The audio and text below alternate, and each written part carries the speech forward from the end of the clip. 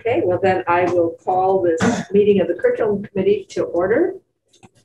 We are all here with Joan stepping in for Mark Hetzel. I'd like to have an approval of the agenda. Second. All in favor? Aye. And since we have no public comments, if we get any, we'll stop, but let's just jump right into alternative education.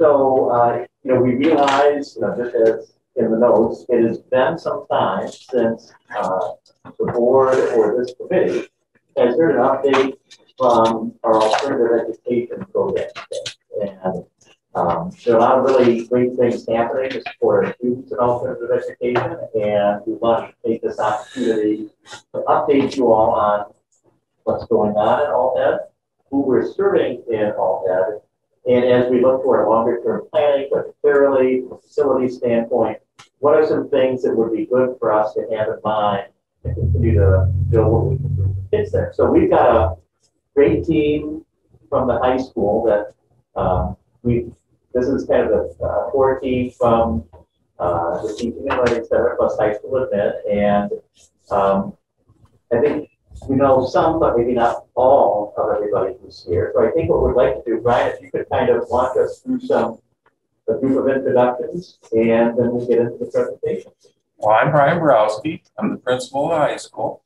I'm going to let these guys introduce themselves. We'll start over here with Christy. I'm Christy Shuppelman. I'm the school social worker at the TLC. I'm Corey King. I'm the GE instructor at the TLC. I'm Deanne Lenswood. I'm one of the associate principals, and I've been helping out with the task force to help reorganize and restructure some of the programming at the TLC. I'm Chris Rashik, and I'm a special ed teacher over at the TLC. I'm Pat Collins. I do the Competency Program at the TLC. It's my turn. And then we've got Scott on Zoom here. Hey, Scott Krause. Mostly work with freshmen and some sophomores in the high school building, and then help Pat and Chris at the Competency Program. Thanks for joining us by Zoom, Scott. Appreciate it. Absolutely. Thank you for setting the Zoom up for me. So Rebecca's brought up the slide deck to talk about what we wanted to share with you today. And so high school team, I'll take it over. If somebody wants to run it, the clicker's not working, but the little mouse right there will run it. Have the mouse over you, or This is not working. Matt, you're in charge. Next up, All right. So am I running the show? Do you want me to, or you were right? Yeah, do you mind? Yeah, I do. We know each other really well. Pass the mouse. Is that a tradition? Must be more of a girl job. Yeah. No. Just keep order. You want to hit the first slide? I can just start, and we'll talk about just the basic different programs that we have that's considered alt-ed, both at the TLC and in the regular ed building. So like Scott said, he does Active Learning 1, Active Learning 2, Active Bio, and Active English. Active 1 is a 9th grade transition program. Students are identified in 8th grade, and as they transition, we help them with study skills, soft skills, executive functioning, organization, some goal setting. And then we have Active 2 as well, which is for some 10th grade students that still are lacking some of that executive functioning and structure. And he acts more like almost like a case manager for those students to help them stay on task and stay organized and a liaison to their teachers. And then Active Bio and Active English, and he'll go into those details here in a little bit as well. But those are alternative classes for 9th graders as opposed to regular bio and regular English. It's a little more, active and there's less homework outside of school. And then we have the Competency Program, which we'll go into a lot of detail with here in a few minutes. And then GDO 2, both the Competency Program and GDO 2 are alternative paths to get diplomas at Waunakee High School. Could I just ask a question? Yeah. Are these kids currently involved in classes at the high school, and then these are extra? So it depends, and we'll go into detail here as we go on. So this is just the basic idea of the different programs. We kind of wanted it all on one slide so you can see all the different areas. all the different programs that we are currently offering. And then we're going to go into detail here in a few minutes. I'm going to let the staff do that because they're obviously the experts in those fields and they're the masters. So we'll hit the next slide and they can go into it. Hey, Deanne, can I just jump in there for Yeah, sure. a second?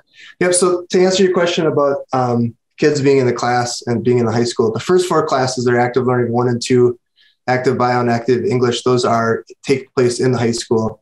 And those are during a typical student's just normal schedule. Active learning 1 and 2, like Deanne said, are kind of, I guess, souped up resources for kids. Active learning 1 for 9th grade students who, as Deanne said, struggled in 8th grade. And then active learning 2 is for those 10th graders who are typically former active learning 1 students or other students that are just struggling and need a little more guided resource.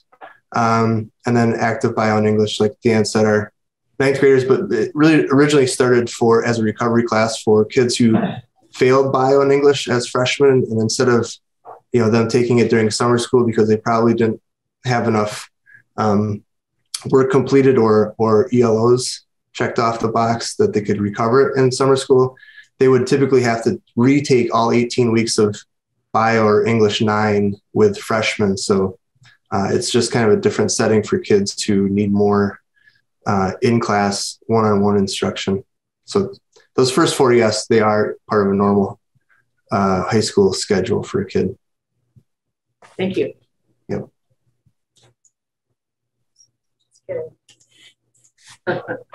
Okay. All right, I guess we're jumping right into the special ed. In addition to all of those programs, or maybe to support all of those programs, we do offer special education over there. That first bullet there talks about supporting the programs within the TLC building, which are the Competency Program and the GETO 2 program. At count this morning, I think I've got about 8 students between those 2 different programs that I support in those programs. The next one down is more of what I think initially I was brought to the TLC for, but it kind of comes and goes. There are students who sometimes don't fit in the traditional high school setting. Typically, there's students with more severe disabilities or behavioral concerns to a smaller degree that just can't, they haven't been successful in a classroom setting. They haven't necessarily been successful in a pull-out special ed classroom. They typically felt overwhelmed in those larger environments. So it's been determined through their IEPs that they need a different setting, a different smaller place to work, usually with one-on-one, a very small group instruction. So I've had those students in the past 2, usually 1 or 2 at a time. At this moment, I only have 1 kind of part-time.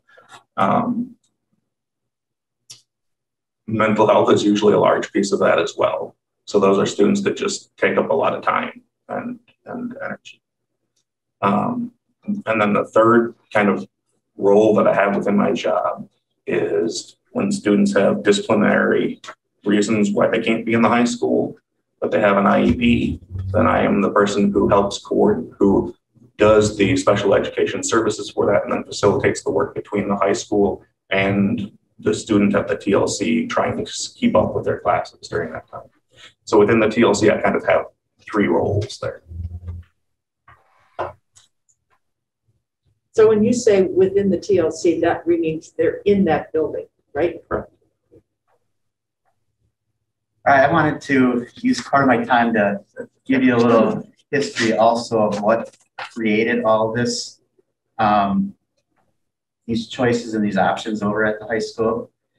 I've been here, as Ms. Ensign and Mr. Shell know, a very long time.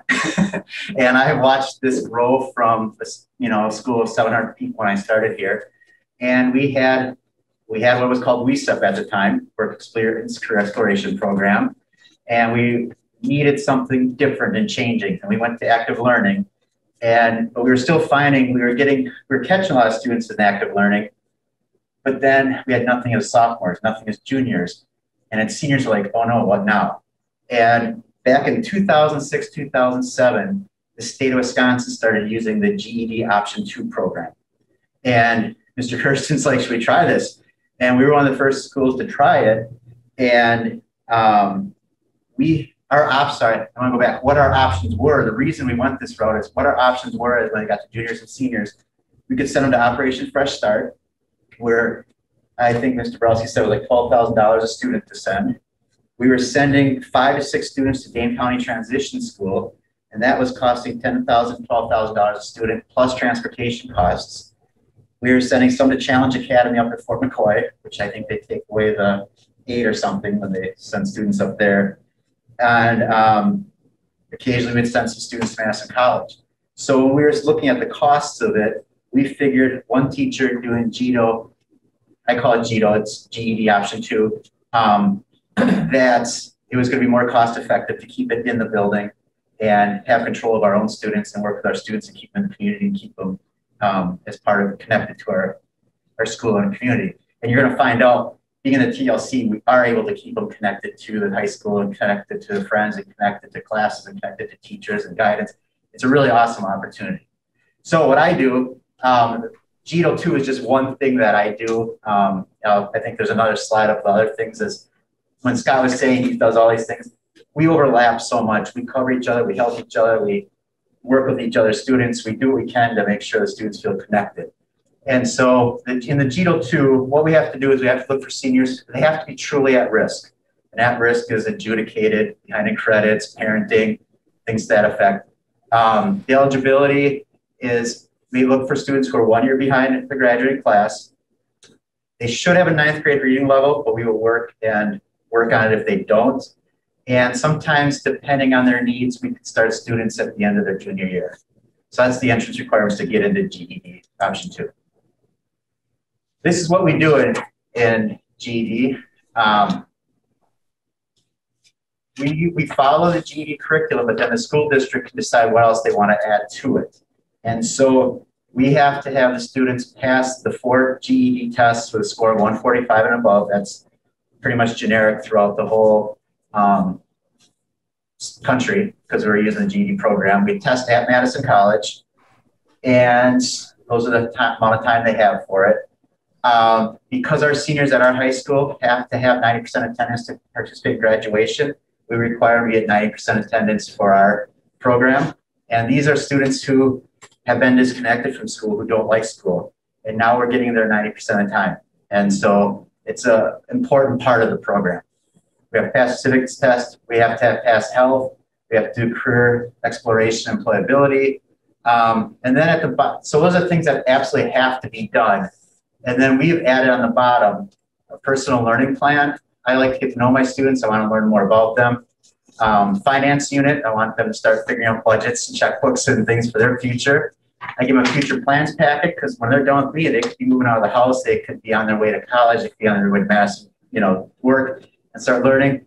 And then we ask them to do 10 hours of work, volunteer, or high school classes. When I first started this, the board is like, okay, so when they're coming to you 10 to 15 hours, what are they doing the rest of their day?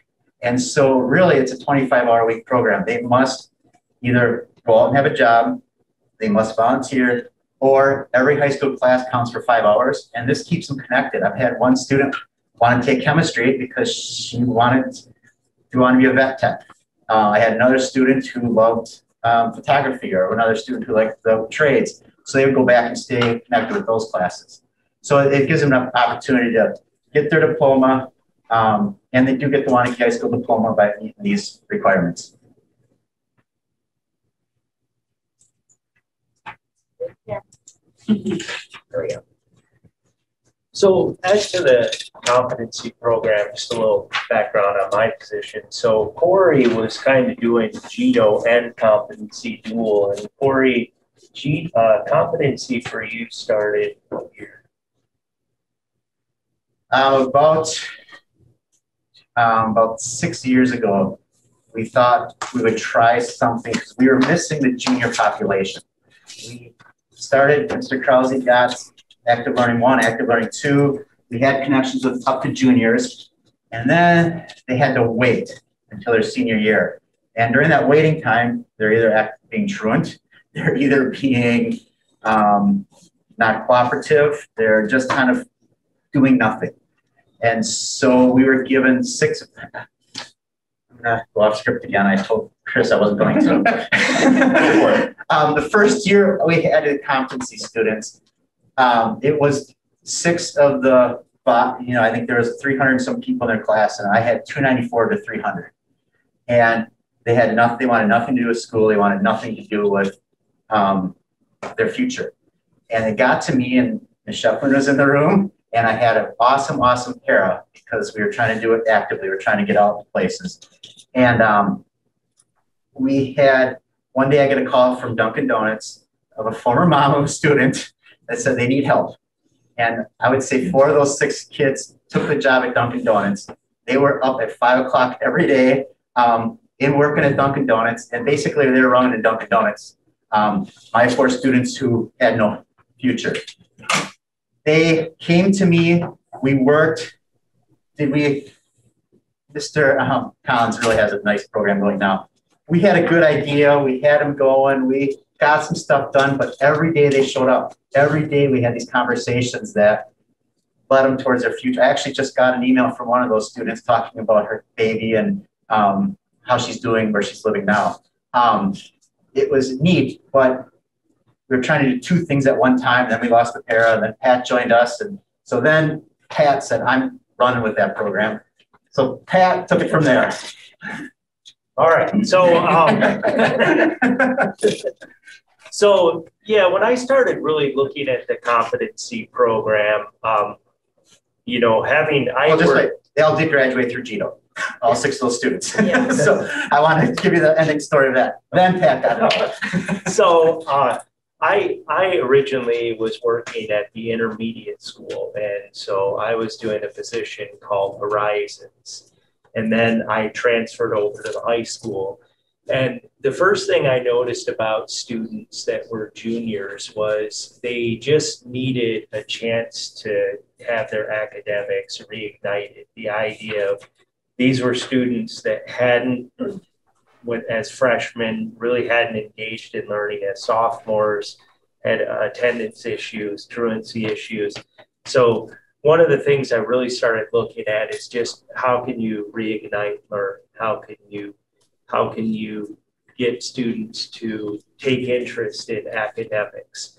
And so what I started to do was create a program that was based on the competency program, but much more teacher student led, much more discussions, much more hands-on and things like that. So as far as the requirements for the program, typically we take juniors, though right now we do have 2 seniors. That is a change on the plan. We do have a second sophomore, I should say, that's starting out. So, and they are credit deficient by 1 year or more. These are students that have not had success in academics. So having tracked several of the students that I worked with at the intermediate school, I could tell right at 5th and 6th grade the areas that they were struggling. So it was just making a connection with them, making a connection to what can we do to jumpstart your learning. So these students also, some of them are taking classes still at the high school based on their interest. Most of them have a job. This is a 3-hour program. And then they're also doing voluntary work. We've had some students work as volunteers with a daycare center in the area. So again, the latest they can enter this program is the 2nd semester of junior year. And I did send out, Mr. Shaw, did you get the PDFs I sent out? I think it might have been in you had a PDF in the agenda, right? We had the slide deck. Oh. I don't think we had a separate PDF for that. Okay, because I know I emailed you that. We can get those. Okay, anyways, that gives more of an idea of the program, but there is, though, a daily schedule up there. So we can go on to the next slide. So again, oops, Did I skip one? Yeah, I think we did. Go back. Why do you go backwards? Good question. P on the keyboard. It's just a PDF. The letter. Okay. Pat, how many students do you work with? Right now, I'm working with 17, but I'll have 18. And it is, that's a good question. It is definitely an increase we've seen over the last couple of years. Yep. Yep. Well, it's 2 grade levels. It's juniors and seniors. Yes. Yep. So Corey, how many kids do you end up with? This year, I've got 15. I can do 15 to 1 according to the thing, but I can put that in 2 different, like a morning and afternoon sessions. I could go up to 30. We haven't had that need yet, so we'll talk about our schedules a little bit later. So as far as the graduation requirements, again, 90% attendance based on the 3-hour in-person class. As part of that, they're actively participating in the program. And just when I did my alt ed license, I worked through a program with a professor named Anthony Daleman Jones, and that was really what opened my eyes to the fact that how can you reignite kids? How can you invest in students? And as you see up there, you see the 3-hour in-person time. And one thing that I really strive for with the students is, and the biggest thing that I've talked to them about, and I use this word often, is urgency. The idea that you don't have a lot of time to flip that education, so you really need to use your time to manage it, to learn how to get things done, to get things accomplished. And that's one of the biggest things I see my students talk about when they're the students that graduated or the students that are working right now, is they have really learned skills to invest with their day, given the fact that prior to that, they were spending an 8-hour day and they weren't engaged, and they were sitting in class or sitting at home and not getting those things done. So again, I'm always looking at academic growth. And the other big piece of it is that they're completing yearly competencies. And basically, they have 12 competencies per year. And as part of that 12 competencies, and we can get that handout eventually, but as part of that 12 competencies, a competency usually lasts a week or 2 weeks based on what we're doing. For example, right now we're doing a competency on career. So students are really exploring career. They're working on resumes. They're working on job applications.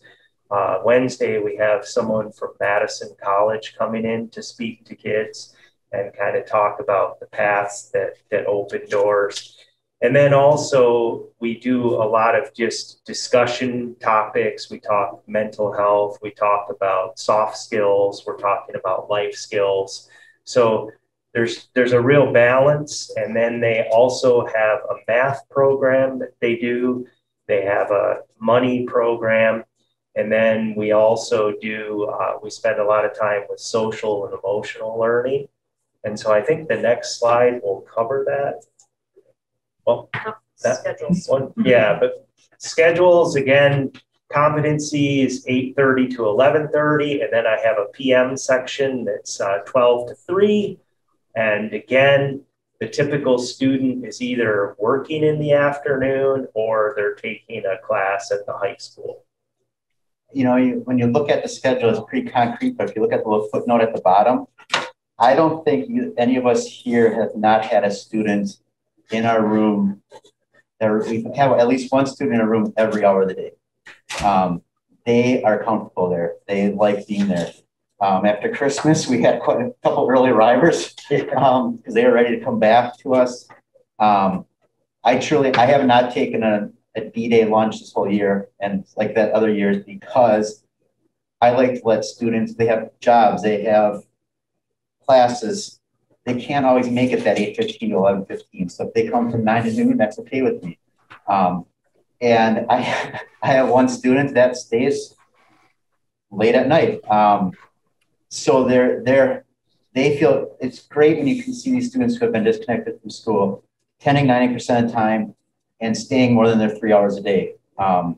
It's a neat thing to see and to be part of. And I was going to say, just to add to that, the same thing, I think I have a quick little lunch break, but there's students coming in during that time. But, you know, just the role I take on as a teacher, I'm getting texts from students in the evening and over the weekend and just updating me on things with their family. So, you know, I agree with Corey. They want that support and they really need that support. And I mean, you forget how many things you're doing at different parts of the day and just even on the weekends. And so the competency program, just so you kind of know what a week looks like, is on Mondays, we've started doing SEL days, social emotional learning days. So we've done field trips, we've done cooking activities, we have a kitchen in the TLC, we've done some hands-on activities. I will, you know, do discussions with the students, we'll do some different icebreaker activities. I always like to have a topic on hand. Yesterday, our topic was just having an open mind, and it was really interesting because it generated just a lot of discussion. And I think for the students, it's really important to have time to talk about social emotional learning. And I think Ms. Shuppelman, when she talks, you know, they need that time to talk, and it's that time to really think about themselves. As far as Tuesdays and Thursdays, that's when we're pretty much involved in a project that they're doing, the actual competency. So I'm giving time to do that.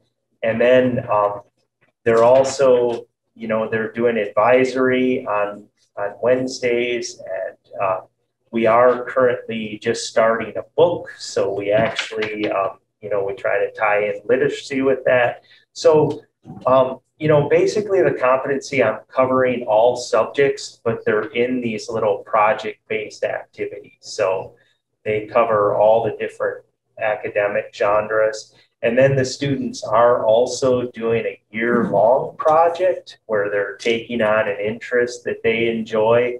For example, I have a student right now who's learning how to play the electric guitar. And then we have some students who are making bracelets. I have a student who's writing, he's writing a book just on his life, kind of like a poetry book, reflection of his life. And then I have some students who are also doing some art projects. So we really try to keep the hands-on and gear for them as well. What are the main differences from those type of classes compared to the traditional ones? What are your requirements, or what are your expectations that are different? I think with the competency, it's really based on you know, the student interest in the buy-in. So right now, the book we're reading is based on a student who's kind of struggled in their life, you know, overcoming different obstacles. As far as the career competencies, they more relate to what those students' needs are. The idea that we talk about, what's your path to success? So I learn a lot from just gathering data on the students and what's going to help them. The math program we do is a self-paced online math program. So again, what they're doing is they're building skills as they go, but they're kind of working at their pace. So I'd say it's different that, you know, I'm always trying to engage them, but it's really responding to those needs right at the moment. So a lot of differentiation and, you know, just really understanding a student and their process of thinking. Can I add a little bit here, Pat? Sure. Yeah, so to answer that question, to me, what I've noticed is that it's almost 100% based on the individual needs of the student. We have a student who knows he's going to be a welder. That's what he wants to do. And so everything is kind of geared towards that career exploration stuff. And then also, how are we going to get that student to a position when he leaves our school to be in a good position to see that goal through. And I'd also say, with the project-based learning, as Pat had mentioned, those are good programs in theory. But what we've seen over the course of time and visiting a couple of other project-based programs is that they typically fail because there's just too much for the students to do on their own. And so our project-based stuff is really teacher kind of guided. Like I said, with some of these other programs, kids who struggle in school don't typically have those executive functioning skills to be able to pull off a project-based learning program when it's solely done on their own. So I think that's one really important thing to understand is that, yes, a lot of it's project-based, but it's really one-on-one guided through the teacher. Because as adults, we're the ones that can kind of have learned those lessons and have seen those experiences and can help kind of direct them down the path versus some of these other programs in the area that like, all right, here's your project. Okay, you got your project. That's great. Go for it. And it's just student led and they have no idea how to get from point A to point B. So I think it's one thing I wanted to add quickly is how much guidance that we do as teachers and the adults in the room. I was just going to add one more thing kind of based on something Scott did say is I think about, again, the student that has come into competency and you think about the individual struggles that they had. And in a minute, we're going to talk about just profiles of students that are in the TLC and some of their backgrounds.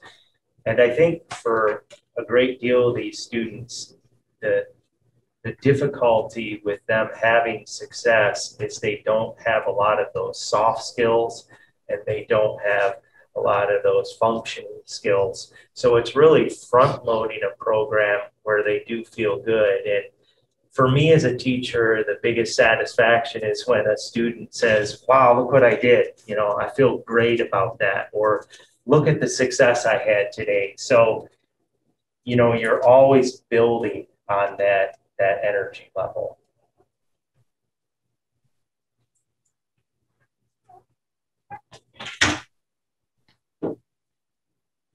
All right, so what a student looks like is you'll look at this, we've listed some things as far as the makeup of an everyday student in the competency program. I would say one of the biggest things is they've struggled with attendance. That's just across the board, attendance. Another big piece of it is, just families not knowing how to support students. And, there's been, as you see with students, there are mental health issues. There is a student living with a non-parental family member. So again, they come to this building to get support, not just academics, but just in their lives in general. And so the fact that they are texting me in the morning and saying, hey, I'm not going to be here, that's their responsibility, given their parents might not be doing that. And so, again, as I look at these students, what I see with a lot of them is they can be successful in school. They just need to have a place where they can feel comfortable, where they can feel safe, where they can feel like they're involved. And, I think that's just the makeup that I see as a student. If anyone wants to add to that. Well, I got my screen. Oh, you have yours. Okay. Yeah. Well, for an example of the connection for these students, student number 2, who we won't name, was just trying to call me twice as I'm sitting here to say he's running behind. I just flipped the slide. Yeah, I don't know if number it 2. was anyway. Oh, yeah, that's fine. But I mean, he's not even a student who's on my caseload, but he wanted to make sure that we knew that he was going to be here. He was just behind. So the connection is key. You don't. I think I can safely say that those students have never felt that connection over to regular high school, but they build it at the TLC. Sometimes those students haven't felt that connection, for a really long time, even before middle school. I like to say there is no typical student in mind. And that's why I chose these are over the years, they're not just this year. There's 5 different students there, and I have student 1 who goes to all the school activities, the football games, basketball games, stays connected, is involved in sports, just had some struggles that got them behind. And then I have people that have been homeless. I've had students that are parenting or are parenting. I have the mental health issues and anxiety. Student number 2 is one of the more typical ones. They were a smart student, but being at a high school of 1,200 students, it was just so overwhelming. Going to class, the anxiety just created the worst situation for them, and got farther and farther behind in credits, and just gave up. And then they finally got with us and had a connection. So we have students that are connected. We have students that aren't connected, but for some reason, something got missed through the years and fell behind in credits, and that's why we're there to give them a hand. This is my section. As a school social worker, I work with all of the kids and the staff here. I don't know how many years I've been here. Like 10, I don't know. But I've played some role in the high school, and the last couple of years I've spent more and more time for my allocation at the TLC because of the growing population and also the intensity of the needs. So I thought it'd be helpful. The guys have kind of given an overview of our students and what they look like. And so you can see there, currently we have about 60% male. However, multiple students identify as non-binary, and we are seeing that more and more. And I just want to point that out because, again, the TLC is a really safe environment, and kids will tell you that. And they are drawn to the community there and feeling supported. Right now, you can see the percentages of students of color. Majority are white. About 17% do identify, though, as, according to our data, as a different race than whites, or more than one. The one that I just added here that's probably not in your printout is the economically disadvantaged, and that's for kids who are on free and reduced lunch. And I didn't even tell the guys this. It takes a long time to get this data just because it's private, and we're not allowed to see, you know, free and reduced lunch numbers and things like that to an extent. We can, anyways. But it's a much higher number than I expected. And I guess it's just something interesting that I don't know if every year is like that. This is based off of this year, but it doesn't quite match up with our district data. So just to be aware of that. And I thought that was interesting. And when we look at what our students look like at the TLC. The diagnosed mental health is something that I've done with the students, just basically an informal survey. A majority of them will tell you that they actually have been given some kind of diagnosis, whether it's anxiety, depression, ADHD, or other mental health issues. So a lot of our kids really do struggle, which would make sense why they're in our building. Or more than one of those. Or more than one of those, absolutely, yes. You can see we often have a teen parent or two every year that are over at the TLC working with us. We often have kids in foster care, usually 1 or 2 or more. And as you know, as our program grows, we're seeing obviously these numbers increase. I always want to mention this, and it's sort of hard to sometimes understand and see the things that some of our students go through here, but everything from parent death to sexual assault to child abuse, many of our current students, not many, some of our students are really working on some really complicated life issues. And again, that small environment allows us to get to know students and sometimes their personal stories and those things that have gotten in the way over the years. AODA, which is alcohol and other drug abuse. Some of our students have been in treatment programs and are working on sobriety, which is sometimes we see kids who get expelled for AODA issues will come to the TLC. And we worked with different treatment providers and therapists and things like that to make sure that they're staying on track and making the progress that they need. And then I did put on there that all of our students want a second chance to finish high school. And I think that's been made very clear here, which is why our program, I feel like we're seeing more students and able to provide the programming, both the academic and the social and emotional support, so that these kids can graduate from high school. And then either go to Madison College or 4-year or hold a job. And many of them stay in our community too, which is a real testament to our programs. So that is the demographics section. One thing I wanted to add there, the last part there, all of our students want a second chance to finish high school. I don't know if you noticed, but Corey's student number 5, labeled as a 5th-year senior.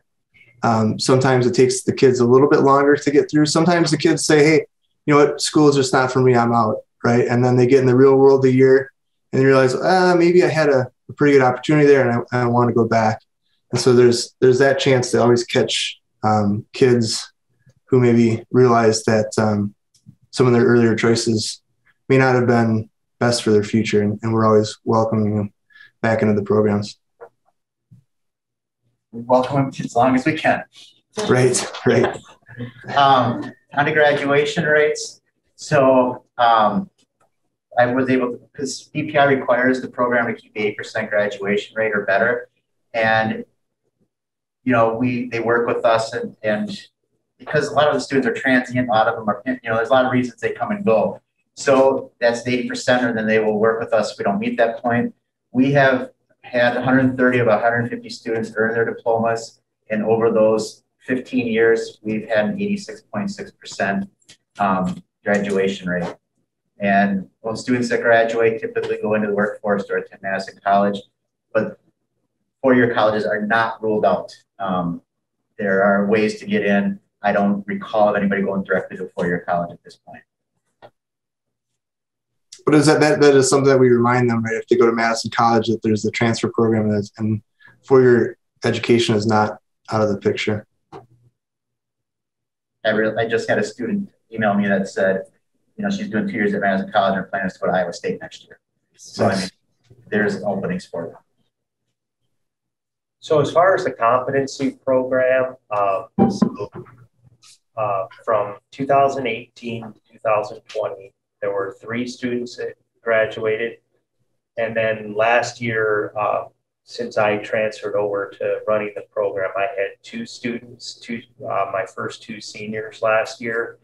And, now we have, this year, we're projected to have 4 seniors graduate.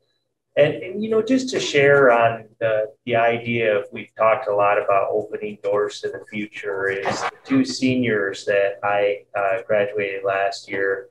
I keep in touch with them all the time. And one of my students just showed me some of her artwork that she's working on through her therapist. And so we're trying to find a place where she can actually share that art.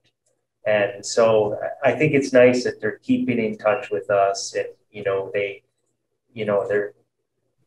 we're still trying to help them, even though they're not in the program anymore. So again, I just hope with competency we can just continue to have another way to graduate. And I think it's all been a message that these students do want a second chance. They do want an opportunity to get that diploma. It's valuable to them.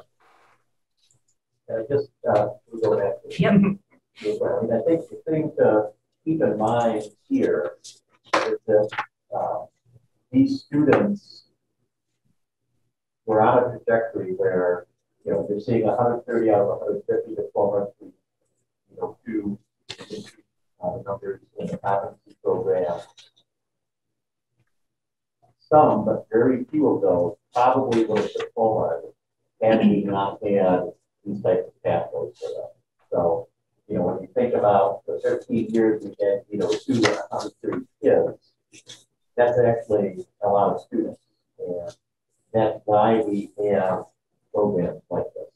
Students who enter these programs are very significantly affected. You never say never, but the likelihood that they would have received a conventional diploma would be. And I just want to add real quick, so I want to be cognizant of time, but their diploma is one of the selling points to the students. When you have those meetings, you can physically see it in their person when you say there's an alternative here. You don't have to come back a 5th year. And you can see them, raise their head up and realize that there's an option to be able to get a diploma. And one of the selling points of the diploma is it looks just like everybody else's diploma. It says Waunakee Community High School, just like my sons will say on it.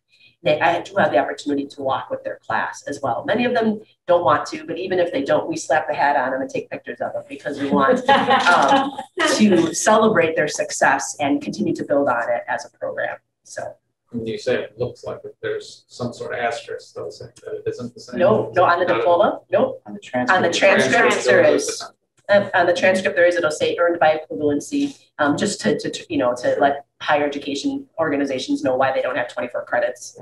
But the diplomas look exactly the same. We all wear many hats. So when we showed our schedule, it was, 3 hours here, 3 hours there. But I do GED option 2. I will do Odyssey wear for my students or for other outside students, do some e-school. And now that PACA has such a busy competency, I seem to get mostly expelled students. So it just adds and we work them into our program or work them into our location over there. Yeah, so again, for me, I oversee the competency program as far as the curriculum, development, the social emotional learning programming, the parent communication, and the student communication. But it's been nice this year. Scott Krause's been helping out with some of the development as to curriculum and programming. So that's been essential. Scott, do you want to just, we kind of already told, but your slide is also up there next, just your different roles of what Yep. So I have one section of active learning 1 with 9th graders. Typically I've had up to 35 of those students this year. I think because of COVID and everything, we only had 11 students sign up for the program. So that brought it down from 4 sections down to 1 section of active learning 1, which has allowed me to help Pat in the competency program. We also added back into the offerings active learning 2 for 10th graders.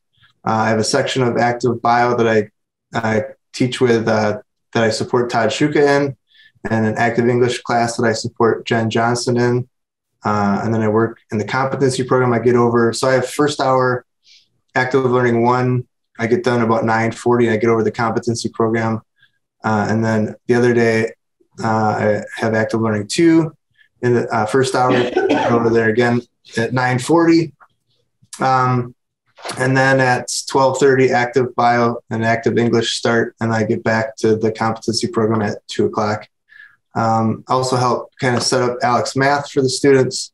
One thing that we didn't list there is we're working on EverFi, which is an online financial literacy program that the kids will work through and get little certifications proving that they've completed these programs. So it's kind of what I do.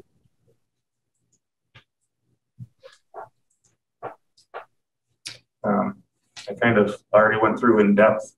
I kind of have about 3 different roles within the TLC building. I'm supporting students in the competency program and the GEDO program. Students in Mr. Krause's active classes are supported by special ed teachers within the high school building. And then I lumped the other 2 into this bullet here. I am supporting students who, for whatever reason, need placement outside of the high school, whether it's disciplinary reasons, expulsion, a 45-day alternative placement, or just students whose disabilities or mental health are significant enough that the high school is just not a functional place for them at the time. And then I just list some of the things that I do as a school social worker, which is very similar to all of the school social workers throughout the district. So working on anything from crisis and intervention type stuff to child abuse, neglect, a lot of collaboration with community groups and kind of bridging home, school, and community together. So we do a lot of different things. Next up, we have one slide dedicated to some of the barriers that we're struggling with. Who wants to take that one? I can take that one. So one of the things that we worked on this last year, as we saw the need for more alternative placement grow, is we worked a lot on entrance requirements and exit requirements just to keep track of our data a little more accurately. It was less structured before. We wanted to really be able to nail that down just so we could understand where our resources are and be more efficient. But you know, some of the barriers that we continue to have even after the reorganization and the restructuring is we definitely could use some more staff. These guys are taxed their entire day for sure. They noticed there, and I never noticed until they counted, but there's an imbalance of male to female staff, which I guess is a little more obvious once you realize it. And we're all hard case. Rosie, Collins, Christy, Chris, Corey. The building space, they love it. They definitely like it, and it does have a sweet spot. The idea that it's so close to the high school because the kids will come over, the TLC kids that are able to come back over to the high school that don't have disciplinary reasons why they can't be in the building, they will go back and forth quite a bit, whether it's for elective classes, for their career progression, whether it's for Chef Brian lunches, to see their counselors. Or free lunches. Yeah, right. So there's a lot of transition back and forth. So it's a sweet spot to be able to have it so close, even though Brian and I froze just in that walk over the street yesterday. We didn't have our coats. But that building is not really structurally built for the type of programming that we're using it for at the moment. It's always hard to work with student schedules, but they do a good job with that. They don't have a common planning time right now, and they work towards getting that student buy-in and attendance. I would say it's your number one goal is to engage those students in that, but it's always a struggle. And then just the way that high school discipline affects their day. You know, something could happen, an event could happen today, and it would completely change the dynamic of the building tomorrow. So that's just always something that they deal with. Do you guys want to add anything to the barriers that you've been concerned about? One of the budget requests that I put in is for an additional para to support the work that they're doing so that we could free up Mr. Krause to be back and help with the competency since that continues to be a growing program. So.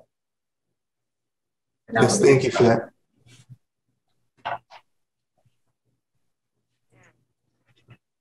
I wanted to end our presentation. I really got the quotes here. Oh, it's the quotes, good. Just on some of the good things that are happening within our programs. The TLC students, a group of them wrote and received a $1,000 mini grant from the Department of Instruction, which is pretty cool.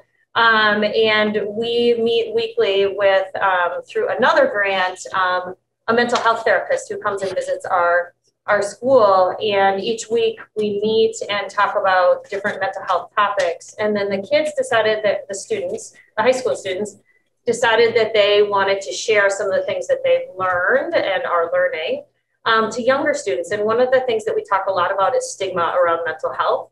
And so the students created this idea that we should go into an elementary school and talk about emotions and feelings and basically mentor the younger students. So right now we go every couple of weeks over to Heritage Elementary School and meet with a group of third grade students. And we had our first session right before before winter break.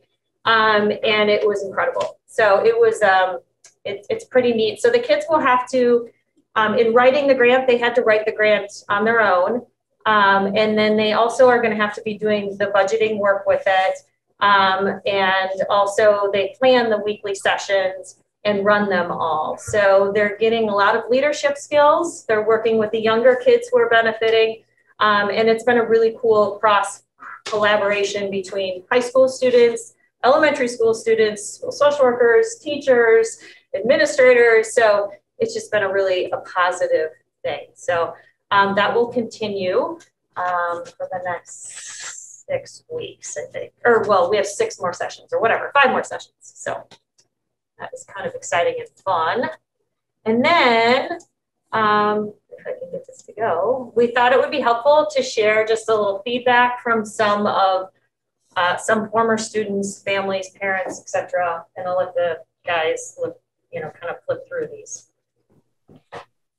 You probably heard us all talk about how much we stay in communication with our students, and we're always hearing back. We make really good connections. We are working with them daily about some very difficult lives that they've been through and issues that they've been through, and they seem to always fill us in. So the first one, You provide a wonderful service support network for the kids like such and such. So we were very grateful for that. That was from some parents. And I have 3 or 4 more that I brought, but I'm like, it's the same thing over and over. But I got this one at the beginning of last year, it looks like. I just want to take a few moments to write you and tell you how much you impacted my life. I know it might sound silly, but throughout my life in schooling, I've had to write many reflections and papers about leaders in my life. Truthfully, you were the only one that ever came to mind. I'm now 30 years old, have 2 beautiful children, happily married, have been a successful social worker for the last 5 years. Next month, I'll be graduating my master's in social work and pursue working with vulnerable children in Waunakee County and doing CPS work. I can only hope that I touch a portion of lives you have touched. I think that's a good quote to end on because well, we got those people. Oh, okay. Sorry, I can't do it. They get their view. And we can flip through them quickly too. I mean, there's. We didn't get all those, did we? Yeah, well, I think just to add to that, and I was thinking about just reading what Corey's former student said is, I think the bottom line with these students is instead of a door closed, it's a door open, and a door open to the future. And what I mean is just that giving some students some skills gives them some choices. When the door was closed and you don't graduate, they know as well as anyone what doors are closed. So again, I think not as many as my students have graduated yet, but the ones that I talk with, that's what they talk about. It's the opportunity now. They have that diploma, and that's the stepping stone in their future. Yeah, we can make copies and send them along with the PDF. These were all quotes that students shared with us within the last week or 2. Yeah, we can provide those. So we'll take the shared rule slide with the update after we get it out of that. We'll update for the Great. I just think I think this has been real enlightening. You know, we know that the structure of this program is incredible. You're covering all the bases, but I think the heart and soul of this program is you, the teachers, you know, and the administration that really sees and values the individuals that come through your building and trying to figure out how to get them to their full potential. So I just appreciate this kind of program in the district. So thank you. I think as you see these requests come through, you know, Brian, mentioned this. I mean, you can see the wonderful quality of educators we have working with our kids in these programs, and the relationships they form are so critical to success and kids feeling like they belong and they're valued and they can make good progress in completing high school. So, you know, you can see all the hats they wear. I mean, you can see how Scott has to transition during the day. So some of the requests that get put in are partly growth of the number that we need to serve as our community grows, but also how can we position all of our educators in the alternative ed program so they can be present for their kids, because when they're present, the kids respond to that and we see greater success. And, you know, you heard some facilities related stuff last night. I mean, the building was never designed for the use that it was, but the location is beautiful. And, you know, for kids who need access to the high school, they have. I mean, we don't have a separate alt-ed school. We have an alt-ed program. So there's like the physical plan, and then there's organizationally at some point where we want to kind of define it differently. But as we look at our facilities in the future, I think, you know, and the high school team can chime in here. We hope that we can always provide a good quality space for these programs, but find a way to keep it close enough to the main high school to get the advantages of that, but not ever directly in the high school, because some of our students don't do well being in the big building, and that's why they're here. So by maintaining the Goldilocks zone, proximity, but also a certain degree of separation, as we look at our long-term planning for facilities for all that, that's something we're feeling like to try to continue to make. Thank you. Everything else, high school team? Great job. Yeah, it's a great job. Thank you all for serving our kids. It's an amazing program. Any questions, Ted? It wasn't bring up just the fact your needs are going up, the population's going up. COVID, and thinking of how what I'm hearing, how the 7th graders in particular, when I'm listening to stuff, that how they really missed out on this. That wave is going to come through. I imagine you're anticipating your numbers are going to step. They won't gradually, but you're going to step. So the needs you have and the space, I imagine we'll be hearing from you in the future than that already. So. That's one of the reasons we began the work last year, because we could anticipate, the numbers going up due to all the reasons we talked about, being more efficient. But at some point, even efficiency doesn't get the job done when the numbers increase to that level. So. Sounds like it's a great program. So. Thank you. Yeah. Thank you all. Thank you. Thank you, everyone. Thanks, Jay. Bye, Scott. See ya.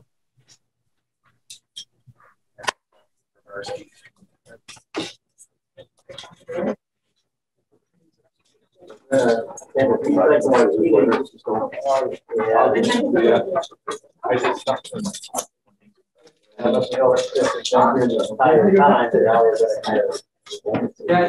going to be hard to follow that. I know. I don't know. That's great. It's a good program.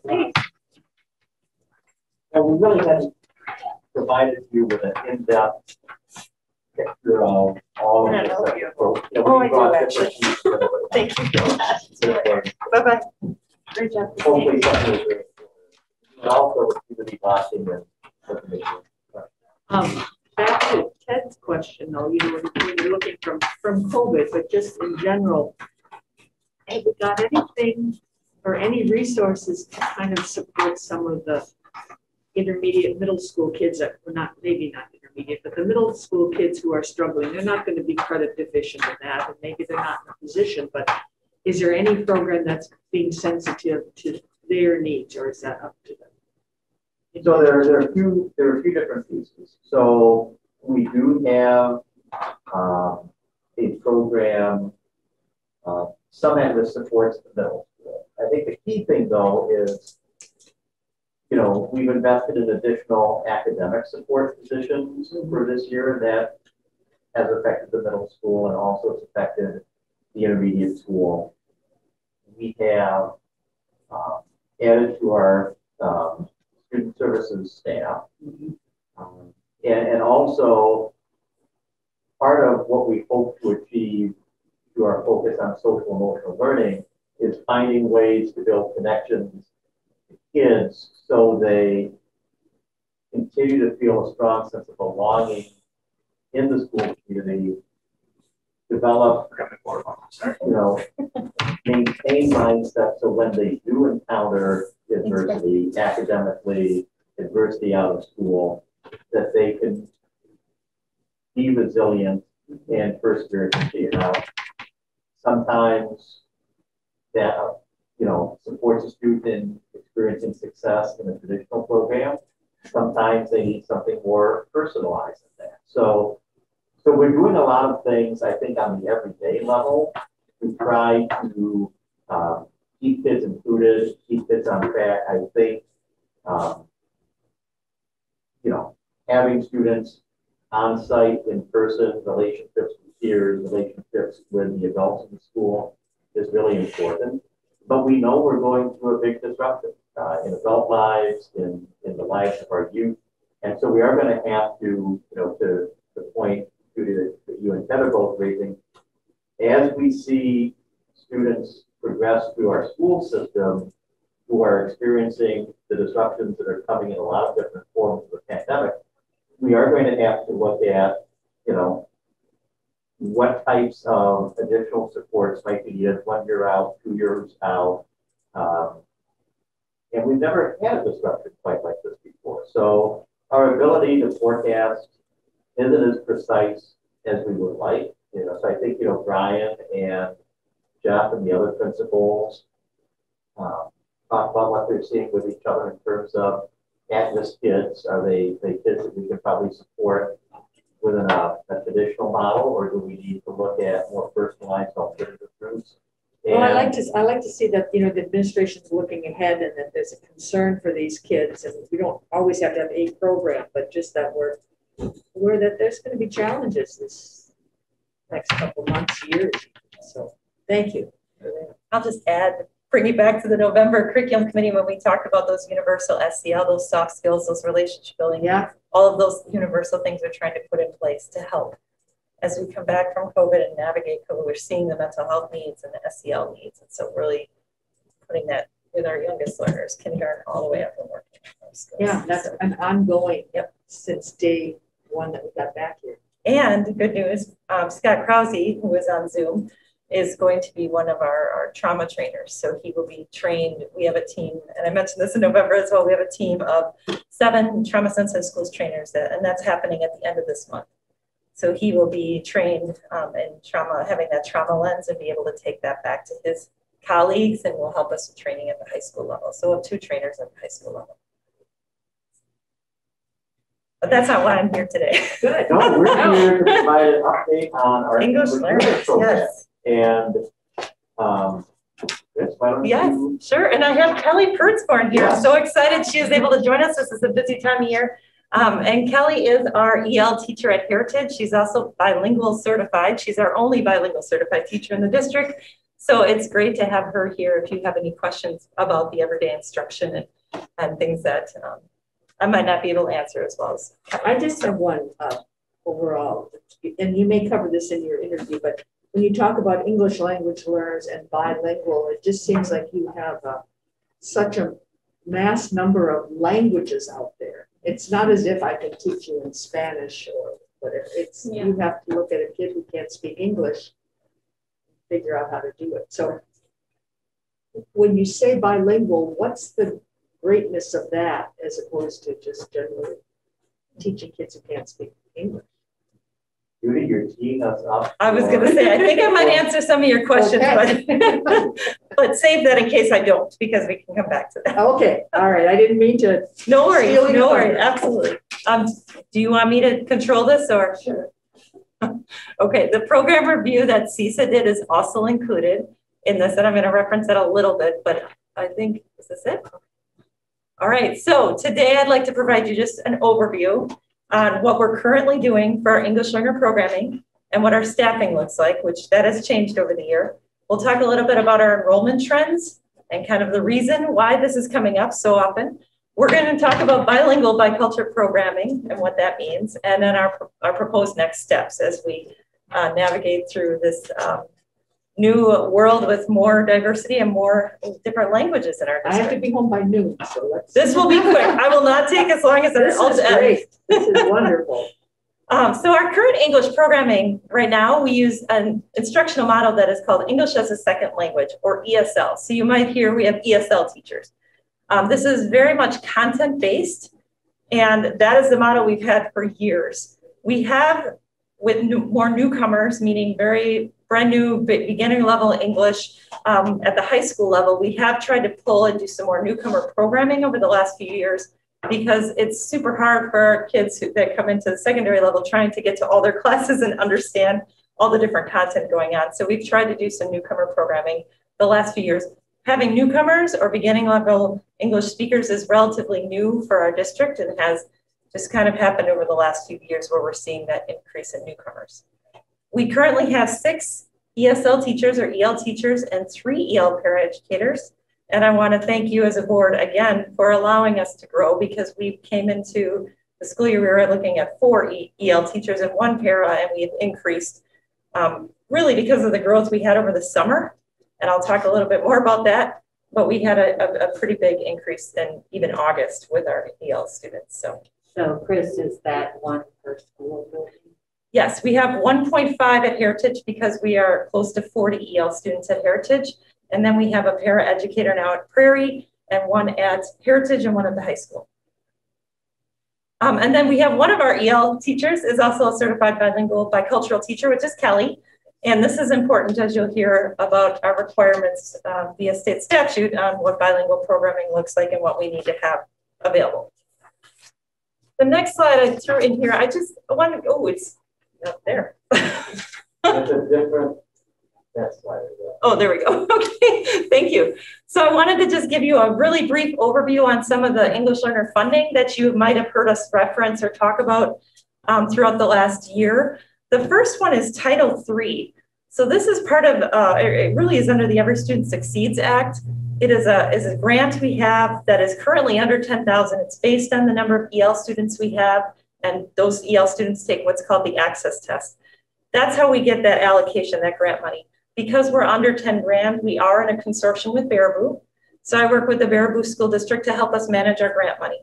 I do anticipate with our increased enrollment this year that we will exceed the 10,000 next year. So then we would definitely have manage our own money and not be in that consortium after this year. That's kind of what I'm thinking is we'll hit that 10,000 threshold this next school year.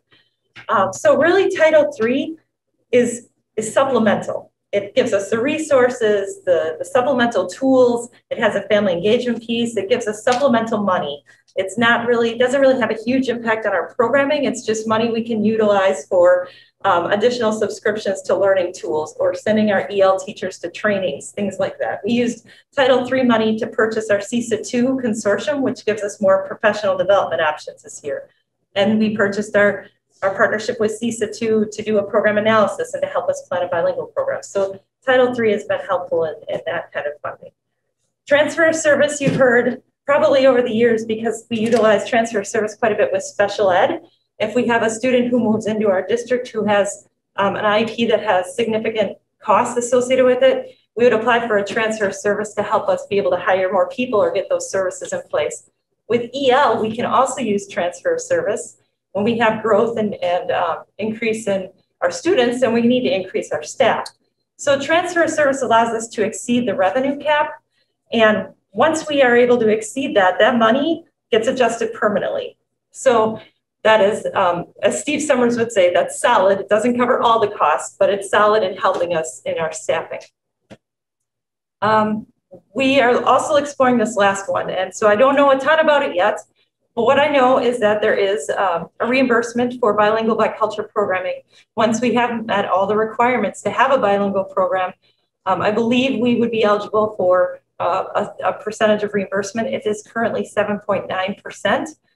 So we would have a plan of service. What does our bilingual program look like? Here's our plan, and we need that for DPI anyway. And then we would have an end of year claim report. And staffing is an allowable expense. So we would be able to get some reimbursement for our bilingual program. It is. Staffing is an allowable expense, yes. Yep.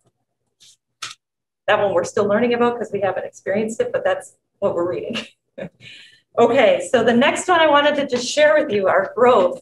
So you see the top line is the number of students who we have who are English learners. So this could be any language. And then the middle line is the number of ELs we have who speak Spanish. You can see the significant growth in our numbers last year and increasing this year. The bottom we added was the number of level ones. These are the students at the very beginning of level English or our newcomers. So you can see even our level ones have grown significantly. The majority of our English learners this year are level 3s. So they're intermediate with their English proficiency. However, the largest group of level 1s and 2s are really at our elementary schools. Particularly first grade, third grade, and then followed by fourth and second.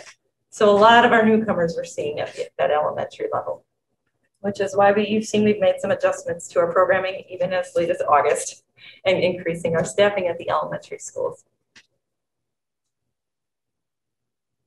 So that brings me to enrollment, going into our state regulations around English learner programming. So Wisconsin school districts that hit the threshold, and you can see the thresholds here, for a number of EL students are required to establish bilingual programming. So this threshold, when I came to the board last spring, I think it was May, we had met the threshold at Heritage Elementary. We had 10 or more students, kindergarten through third grade, who spoke, in this case, Spanish in that particular language group, who were at one school. So that was Heritage. We met the threshold, and I came to the board in May, said I think we're gonna need to put resources into planning a bilingual program at Heritage. Then we had an increase of 40, 50 students over the summer. And we hit the threshold in Prairie right away in September as well. So we had quite a bit of growth this summer, particularly in August. At the older grade levels, grades 4 through 8 and then 9 through 12, you can see the threshold's a little different. It's 20 or more EL students in a particular language group at a particular school. I think what helps us here is that we have intermediate and middle, just 2 grades per building. So we're not hitting those thresholds yet. But you'll see in that CESA 2 report that based on our 3rd Friday count, or whenever they did that report, which I believe was end of September, early October, that we are 1 student away from meeting the threshold at our high school level. So we have 19 Spanish speakers, 9 through 12. So now we have to shift our thinking a little bit.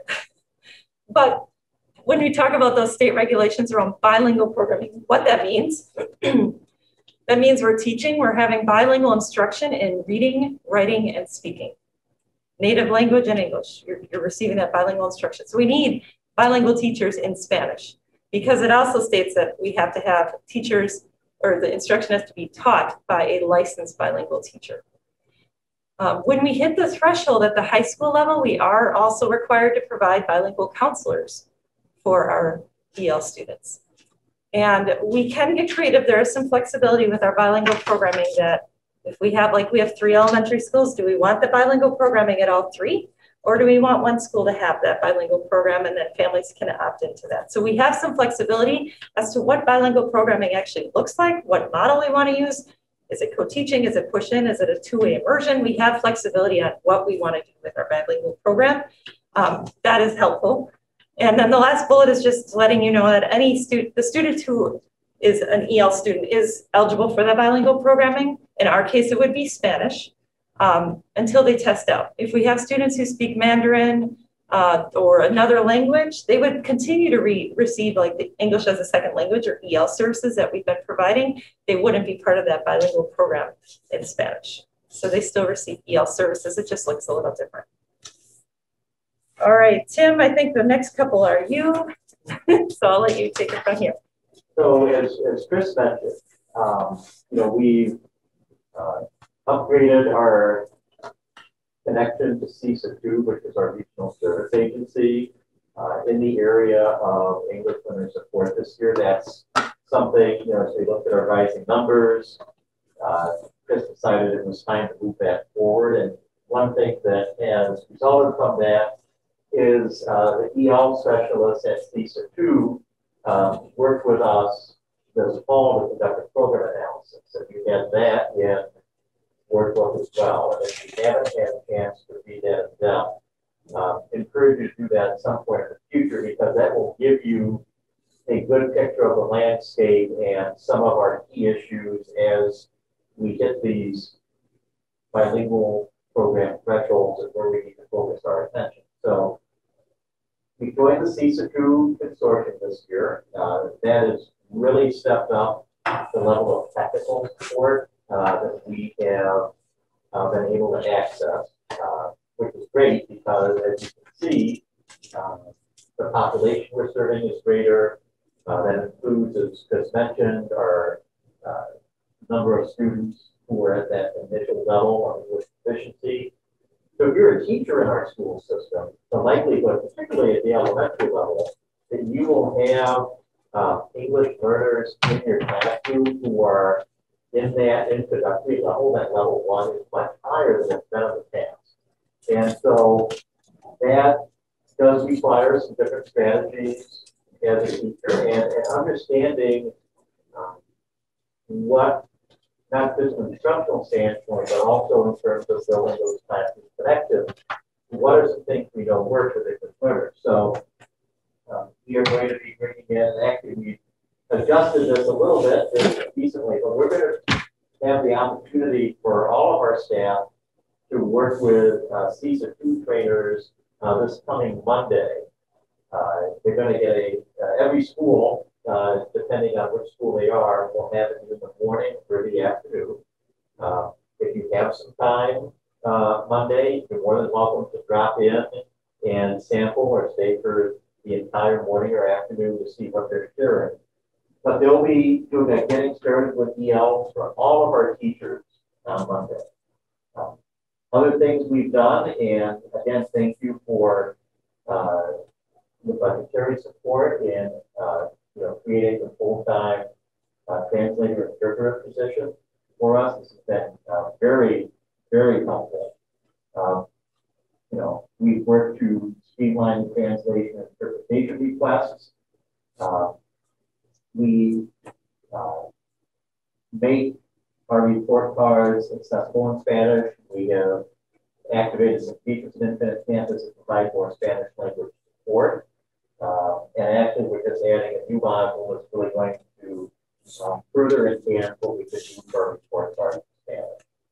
The other thing, because as you have no doubt noticed from what Fish shared, with us hitting our bilingual thresholds in 2 of our elementary schools and approaching it at the high school, we are convening a bilingual program work group, and at the link you can see who's part of that, and we're going to meet for the first time later this month. And this is just a summary of when I recruited people for the work group, like what is the role, what is our timeline, what is your responsibility as a group member, and really just explaining what our purpose is. And this is a big project because the needs are unique. When you move into these areas of requirements, you have staffing requirements right now.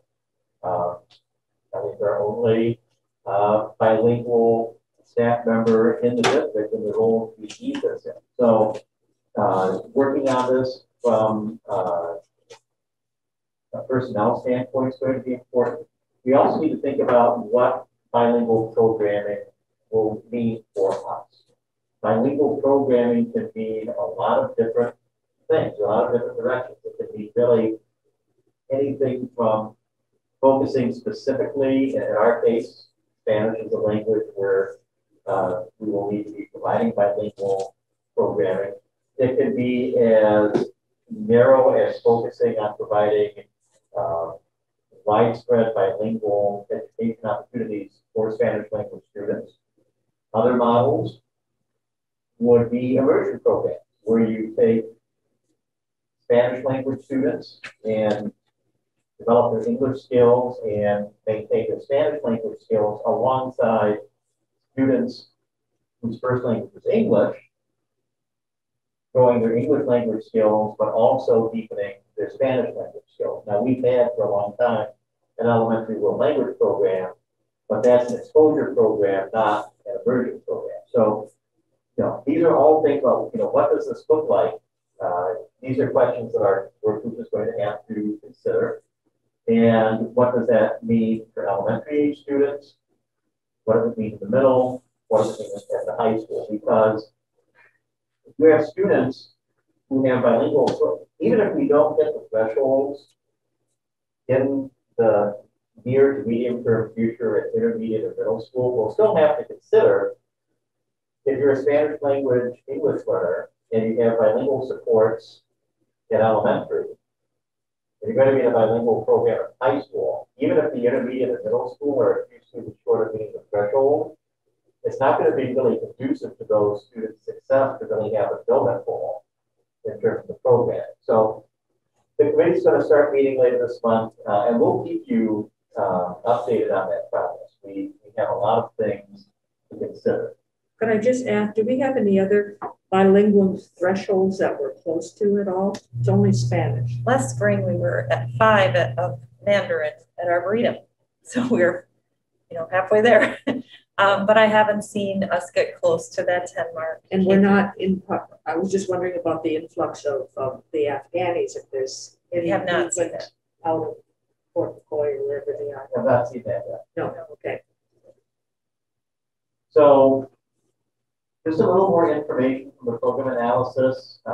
You can see there's a lot in that report about the academic participation, academic success out of for English learners, participation from attendance rates. You can see differential levels of participation in AP classes for English learners versus non-ELs. And Another thing we have to keep an eye on, although, I will say right now at the top line, 11% to 9% is not too extreme. This is certainly one of the areas that the state and schools monitor, because you want to make sure you're not identifying students for IEPs because of language limitation. And we have not seen this, although you'll see we have some differences in our LP identification. If we were to see a situation where we had a higher percentage, more than we already do, our English learners receiving IEPs, we really have to ask ourselves, are we approaching English learner support the right way? And we have to take a more careful review of our identification tags. But again, this is a situation for next steps. So the work group, we haven't really developed a plan for it, but we haven't met yet. The work group's going to meet for the first time in late January.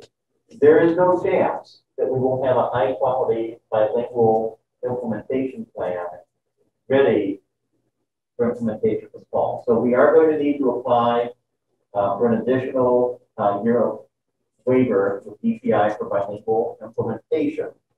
And actually, when we're done with the presentation, if you're comfortable with it, we'd really welcome a motion to send that on to the board because we're going to have to apply for that. But we are going to really kick into a high gear of planning. These are the planning steps we're going to take. Something Chris and I have talked about, even if we are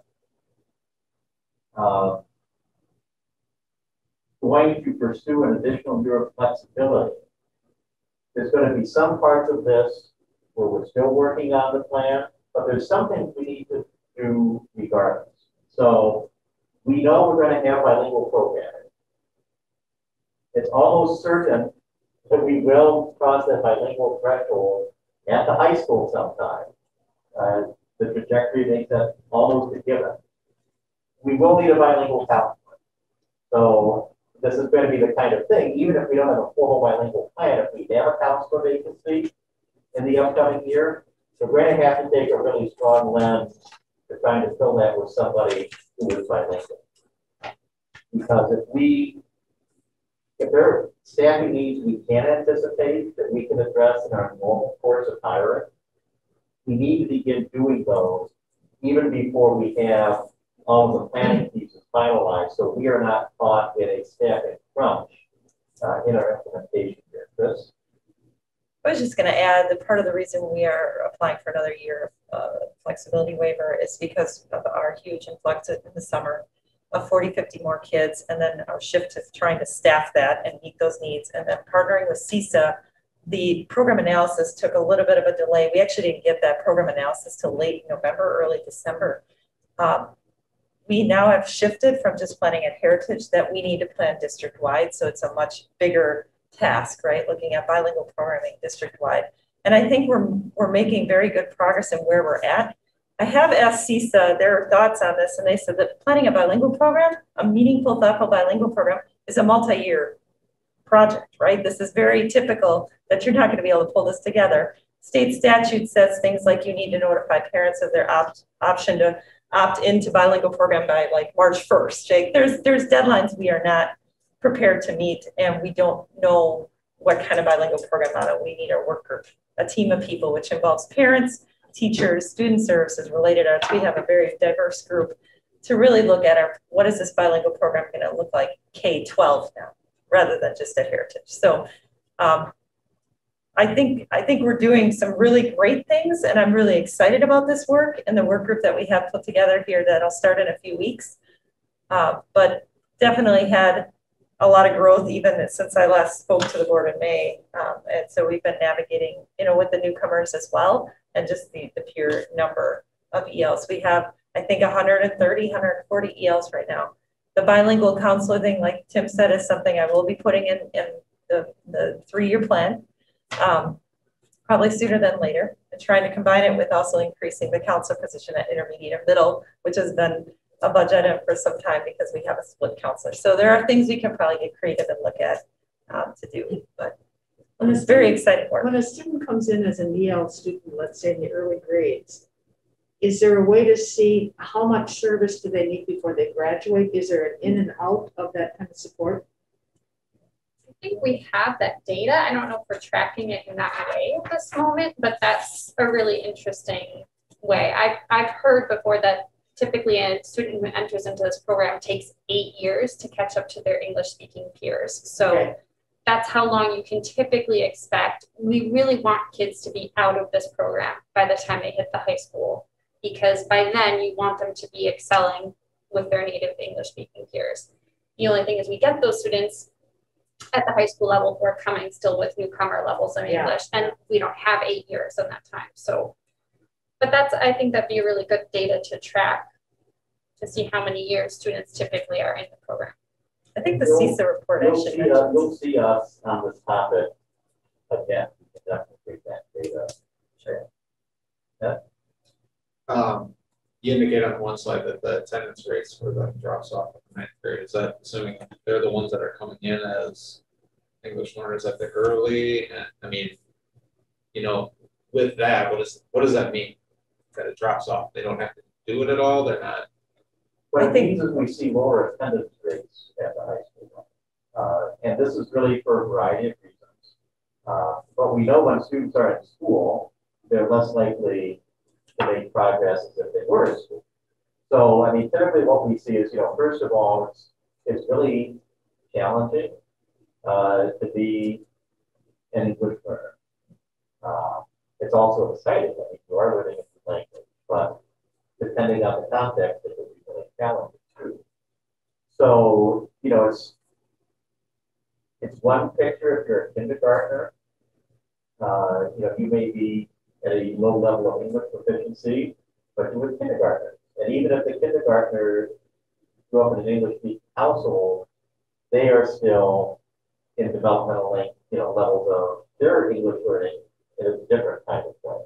I mean, but if you're a newcomer at the high school, the contrast is more glaring. Plus, depending on the situation of the student, they may have employment opportunities at the high school level that may draw them in other directions too. So it's a few things going on with them. I mean, they're in the class, they're just not attending now. They're rebelling, they're doing something. That's what I mean. It's not that you're dropping off people going into it, or they're in the class now and they're not attending it. Well, this is something we pulled from the CISA 2 program when they looked at attendance rates. That was one of the takeaways that we noticed, right? Okay. So we haven't dug into that. I can say, just working with our student services teams and our EL teachers, we have had high school kids who are working to support their families, are working on farms. So they might work at night and then they're not getting to school the next day. Or they're coming to school and it's just too hard, right? Because they don't understand what's going on in their class, and their EL teacher provides them support, but only during certain times of the day. So they become disengaged and maybe skip, or they just don't want to go, so they just don't come to school. And so we're constantly texting or trying to get in touch with the family, like, hey, you're not in school today, can we get you here? So I'd say employment and just disengagement, because it's just so hard to understand biology when you don't even understand English, right? So do you ever overlap with the alternative program? You know, I was thinking about that when they were presenting. How many ELs have we seen go to the alternative program? So I don't know. I don't think many, but I do. Yeah, but they're not barred from going into that. Oh, absolutely not. Right.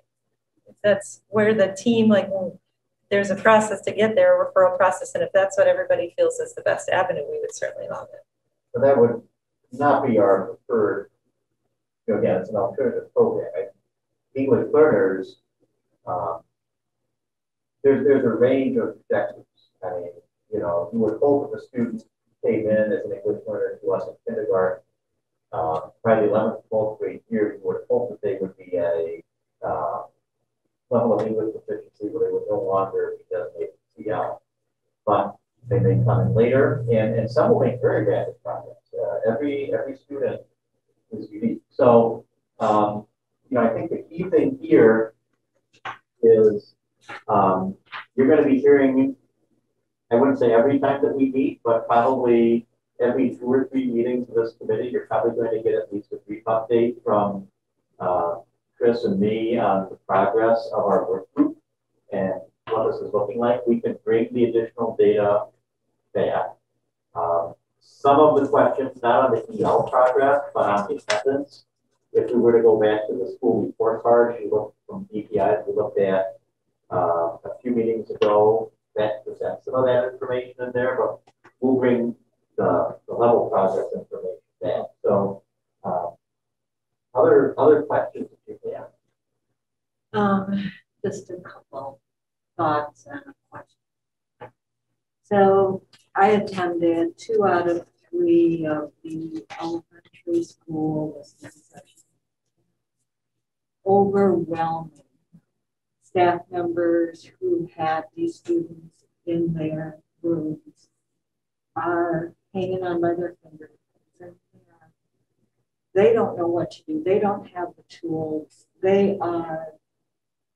So I understand time and I want a robust and a successful program and I don't want to rush it. I get it takes time to do this, but as you put this program together, please try to do whatever we can to support those staff members. And I see you shaking your head, so you must have heard from them and know them. Because they call me and they text me and they go, you know, they're really, you know, and I said, we're getting you help next year. Unfortunately, I see it's not next year, and that's what is your job right now? Like, how do you intertwine with the students, with the staff? I mean, where are we at now?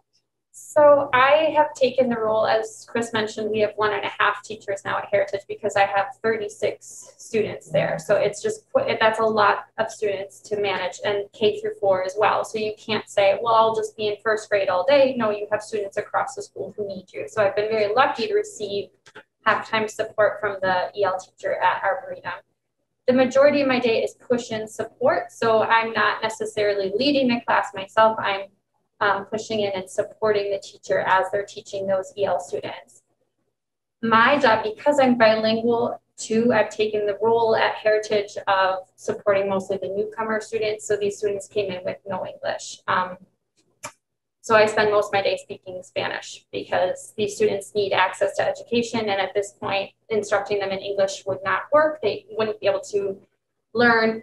So that's how I've been spending most of my day, pulling them out for reading, doing beginning level reading instruction in English, pushing in for math, so help supporting them in the math classroom to learn all their numbers in English. And then if I have time in my schedule, I also pull them out for an English instruction where it's direct English language, where we spend time learning how to speak English. So it's a busy, busy day, but I do hear you. I hear the teachers totally overwhelmed. Obviously, I trained in this, so I feel comfortable taking on English learners. That's my comfort zone. That's my passion.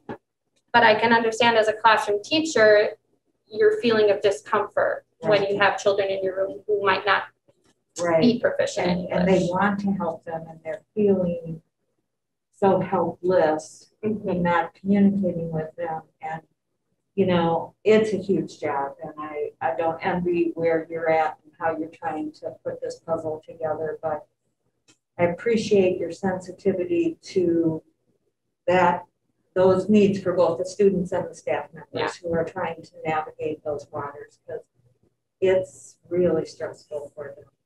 Yeah, it absolutely is. And, you know, just because we are applying for a waiver on the bilingual implementation doesn't mean that we're going to hold back in terms of continuing to provide more support for our teachers with the students we have today, because we need to provide high quality ESL support and develop high quality bilingual programs. And I think, you know, with English learners,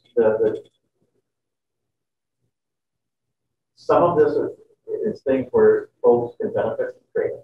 So there are strategies that are specific to working with English learners, particularly at the elementary level, though. There is the aspect of experience. teaching language learners, which is different from, you know, a student whose household where the first language is English. Some of the strategies that you use from a developmental language development with an English speaking child, in some situations, those are going to be the same strategies, just tailored to the level of the English learner. Other times, they're going to need different strategies. And for the students at a very low level, you have to take consideration of the teacher, and we have to help give people ideas and supports. How do I create a classroom where I can do some basic functional communication, and the student can do some basic functional communication with me, so we can do school separate from the time, you know, order lunch. How do I get help with this? Separate from how am I going to develop, you know, to be a grade level reader, writer, and speaker of English. And, you know, Kelly, you might be able to kind of add on to that, what that might look like. Yeah, I think there's a lot of tools that teachers need. The first week was getting them all the lunches with the Spanish picture cards, because they're like, how does my student who doesn't speak any English order lunch? You know, you deal with those immediate needs in September. And from now, I feel like our students are able to communicate their basic needs, but it's still like one of the students was feeling sick yesterday, and I'm the only one there who can help her communicate that. So I do feel like teachers need more strategies for how to reach ELs. And I think that, you know, in our bilingual programming, we'll hopefully be able to have more staff that can reach these students, especially if they come in at the numbers they did last year. Are they clustered together, like grade? I mean, as Heritage there was one, but yeah, I don't know that they're always clustered. I'm not. The majority of ELs are clustered. So they try, because you're one person and you're trying to reach all these students, they do try and cluster them into classes. So you can have them in one class or in two classes. Unfortunately, like at second grade right now, they're across 3 classes. So then when I'm, you know, go see one class, the other EL students don't get seen. So that's again where the help from another EL teacher has been really useful, because she can help with those classes when I miss the other class. And this is where kind of, you know, if you were to look back earlier in the presentation, which we won't pull up, I mean, you saw, you know, it was not a straight linear relationship. You know, there was a bit of an inflection point 2 years ago, and a steeper inflection point in the last year. And so what that has meant is, again, you know, Kelly's full time, but she can't be in all of the classrooms at a grade level where the kids are. I mean, it's not quite a hockey stick, but it's a little like a hockey. It's getting there. And then the other thing is, you know, we've always had teachers, and sometimes we have retirements and transitions, but we've always had some teachers who have had experience working with English learners in their classrooms. But when you see this kind of growth, all of a sudden, we now are placing students with teachers who haven't had as much experience in the past. And that's, there's no question, Joe, it's challenging. And would it be helpful to limit class size in those clustered groups so that those classroom teachers who have to deal with those exceptional needs have less students? I mean, I'm really concerned about the student, but I'm really concerned about the mental health of our teachers until, you know. I think the challenge, you know, I think anytime we both have teachers, but anytime you can focus your attention on fewer students and customize for fewer students, we always feel like we're doing a better job meeting that student as an individual. I think the challenging thing with English learners is in implementing a strategy like that is this is a more mobile population. And so, you know, as you heard mentioned, we had a lot of students come in the summer. And so were we to try to suddenly adjust ratios, would be changing classroom assignments, the number of classrooms we might have had to hire a model like that would have been pretty significant. It's, you know, and this is in no way trying to make excuses. It's just an observation that this is a less easy to forecast part of our programming based on student need, because it's a more mobile part of our overall student enrollment. We have to be more flexible. And, you know, we know we definitely need to continue to provide more professional learning for teachers. We're really excited to have CISA coming in on Monday. But that's not going to be the end. This is the getting started. There's a lot more we can do. And there's no question it's growth. And I think, you know, Chris is really on top of this. And, you know, when we had this conversation back in the spring, we anticipated continued growth. We did not have any particular reason to expect we would see the jump we had, but we have, and now we're going to keep working through the jump. I would just add that I hear you saying, like, we're not doing as much as we want. We're not moving as quick, and teachers will get you help next year. Like, we're going to have a bilingual program. And I think you have as a board, and we have as a school district, we have provided a lot of support. We increased our FTE. We have paraeducators at 3 of our buildings. We have 1.5 EL teachers at Heritage. We have a 1.0 teacher at Prairie. We are doing things, and you as a board have done a lot to address the needs. And I think that's one thing I wanted to share. And the other thing is just the PD, the tools, the strategies. I know teachers need that. And our T3, our Title III money I talked about, really has helped us in getting these CISA services, professional development options that are very low cost or free to all our staff that our EL teachers are pushing out. Our EL teachers are doing significant amount more of PD for their staff and talking about strategies, visuals, the use of visuals, teaching our EL students. But I think what I'm seeing, and this is all grade levels, is we have to kind of shift our mindset. These are our students. Like, the model by having a bilingual program isn't going to change. These kids aren't going to be pulled out and taught English and be able to come back and learn in your class. We have to embrace this as our students and learn the strategies and tools. And it's going to be slow. Use our EL teachers. Now, whether it's a bilingual model and you're learning, the kids are learning or getting pushed in English and Spanish instruction, or it's an EL model, the services itself is not going to completely change. They're still our students, and in each classroom, and we have to kind of shift our mindset a little bit about that. I appreciate you saying that, Chris, because you're right. It's very comprehensive, and I do appreciate you adding what you have done this year, because that listening session was in October, and we had a lot of frantic people, and maybe it's they're still friends. It's still tough. They're still friends. It's still tough, right? But that's why we're bringing CISA in for the whole staff. You might not have an EL cluster now, but next year you might. And so here are some great strategies that just maybe will work with EL, but they'll work for all kids. Well, if there are things that we as a board can assist with, because this is a really challenging across the,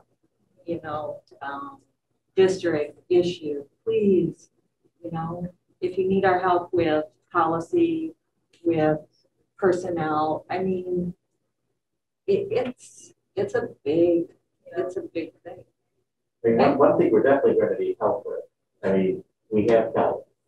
We need more of you. We need more people with Kelly's license and qualifications. So even while we're working on developing the plan, regardless of the final shape of our plan, and realistically, that's going to be a plan that's going to need to adapt over time.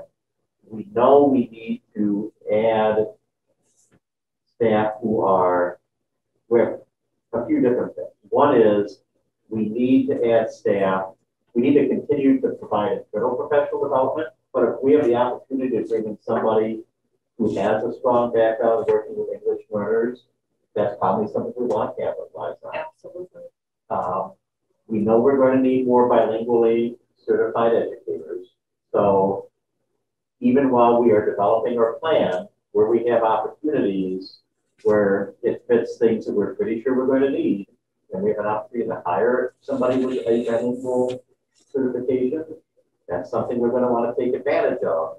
And I think, the other thing is, not as a big plus in hiring, but as we have, it's, as somebody who is, right, some of my best efforts, stubbornly monolingual, it's great to have educators who have skills, even if it's not to the highest level, in languages other than English. If nothing more than when you're trying to acclimate the student and have them feel at home in your classroom, to have at least conversational communication skills.